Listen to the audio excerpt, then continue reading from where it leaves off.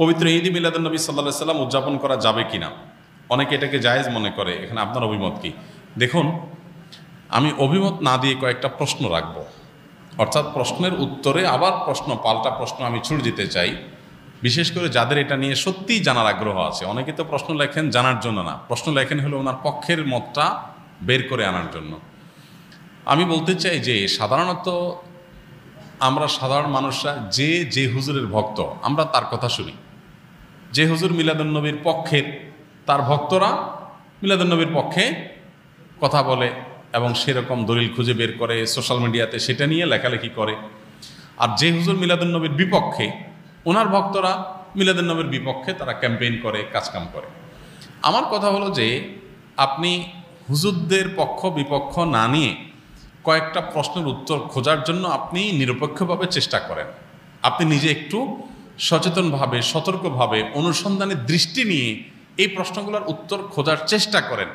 আপনি শুধু উত্তর খোঁজার যদি সিরিয়াস চেষ্টা শুরু করে দেন এবং নিরপেক্ষভাবে চেষ্টা করেন, আমার বিশ্বাস যে আপনাকে আল্লাহ তাআলা হেদায়েত এবং সঠিক পথ যেটাই সেটা আল্লাহ তাআলা আপনাকে দেখিয়ে দিবেন।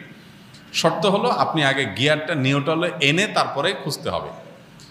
আমরা যারা গাড়ি চালাতে জানি তারা জানি যে গিয়ার, আপনার ম্যানুয়াল গিয়ার সাধারণত গাড়ি, এটা আপনার নিউট্রালে থাকার পর স্টার্ট দিলে গাড়ি স্টার্ট হবে।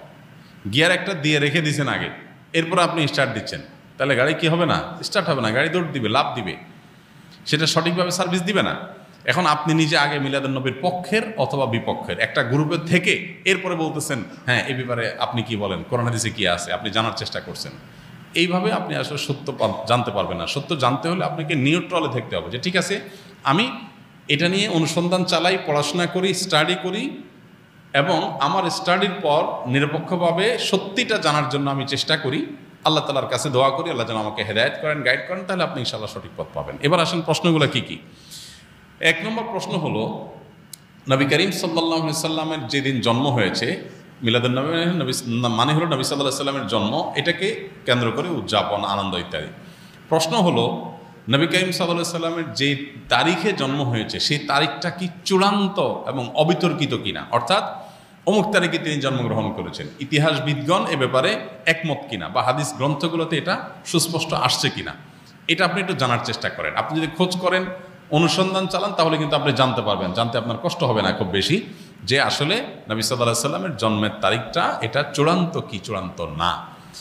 আপনি যদি অনুসন্ধান করেন, আপনি দেখতে পাবেন যে নবী সাল্লাল্লাহু আলাইহি সাল্লামের জন্মের এক্সাক্ট তারিখ নিয়ে ইতিহাসবিদদের মধ্যে নানা রকমের মত আছে। তাহলে কিভাবে আপনি চূড়ান্তভাবে একটা দিনকেই নিশ্চিত করে ধরে সেদিনকে আপনি উদযাপনে যেতে পারেন? নাম্বার এক, আপনি খোঁজার চেষ্টা করেন যে ওনার জন্মের তারিখটা এটা কি সুনির্ধারিত, অবিতর্কিত, নাকি এটা নিয়ে নানা মত আছে, আপনি একটু পড়াশোনা করার চেষ্টা করেন। নাম্বার দুই, নবী করিম সাল্লাল্লাহু আলাইহি সাল্লামের জন্মের তারিখটাকে তিনি নিজে উদযাপন করেছেন কিনা প্রতি বছর, এটা আপনি একটু জানার চেষ্টা করেন।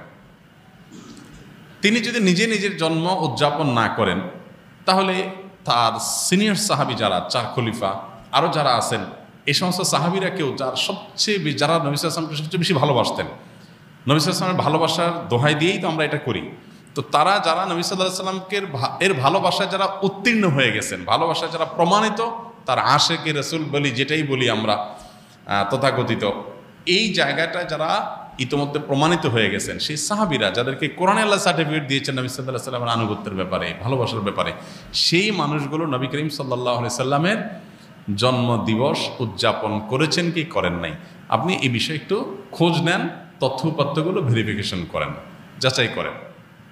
তৃতীয়ত হলো যে জন্মদিবস উদযাপনের এই কালচার কোত্থেকে আসছে, আপনি এটাও জানার চেষ্টা করেন। আপনি যদি এটা নিরপেক্ষভাবে এটা শুরু কোত্থেকে আসে দেখেন, আপনি দেখবেন এটা অগ্নিপূজক, প্রকৃতি পূজারী তাদের কাছ থেকে আসছে। এবং একসময় খ্রিস্টান ধর্মেও এই জন্মদিবস উদযাপন করাটার ব্যাপারে নিরুৎসাহিত করা হতো, নিষিদ্ধ করা হতো। পরবর্তীতে তারা নিজেরা আবার ওই প্যাগানদের দ্বারায়, প্রকৃতি পূজারীদের দ্বারা প্রভাবিত হয়ে তারাও তাদের নবীর জন্মদিবস উদযাপন শুরু করেছেন। আমাদের নবী সাল্লাল্লাহু আলাইহি ওয়াসাল্লাম বলেছেন, লা তুতরুনি কামা আতরাতিন নাসারা ইবনে মারইয়াম, তোমরা আমাকে নিয়ে বাড়াবাড়ি করিও না যেভাবে খ্রিস্টানরা ঈসা আলাইহিস সালামকে নিয়ে বাড়াবাড়ি করেছে। অতএব নবী করিম সাল্লাল্লাহু আলাইহি ওয়াসাল্লামের মিলাদুন্নবী পালন করবেন কি করবেন না, উদযাপন করবেন কি করবেন না, সেই প্রশ্নের উত্তর আপনি পেয়ে যাবেন যদি আমার এই তিনটা প্রশ্নের উত্তর আপনি নিজে অনুসন্ধান করে জানার চেষ্টা করেন। আল্লাহ আমাকে আপনাকে আমাদের সবাইকে হেদায়েত এবং সত্যিকারের যে সঠিক পথ সেটা আল্লাহ তাআলা আমাদের সবাইকে আল্লাহ তাআলা দান করুন। মিলাদুন নবী মানে হলো নবী সাল্লাল্লাহু আলাইহি সাল্লামের জন্ম, আর সিরাতুন নবী মানে হলো নবী করিম সাল্লাল্লাহু আলাইহি সাল্লামের জীবনচরিত। তো সিরাতুন নবীর মধ্যে নবী সাল্লাল্লাহু আলাইহি সাল্লামের জন্ম, মৃত্যু, শৈশব, বেড়ে ওঠা, আল্লাহর আদেশে নিজের জীবনের সব বিষয়গুলো এর মধ্যে আছে। সিরাতুন নবী মানে জীবন ইতিহাসের মধ্যে সবই আছে। আর মিলাদুন নবী হলো সিরাতের অর্থাৎ নবী সাল্লাল্লাহু আলাইহি সাল্লাম পুরো জীবনের একটা অংশ।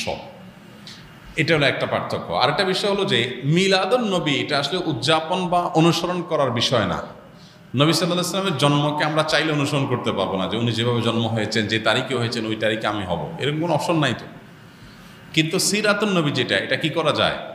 অনুসরণ করা যায়। নবী সাল্লাল্লাহু আলাইহি সাল্লামের জীবন চরিত্র দেখে দেখে সেই অনুযায়ী আমি আমার জীবনকে গঠন করলাম।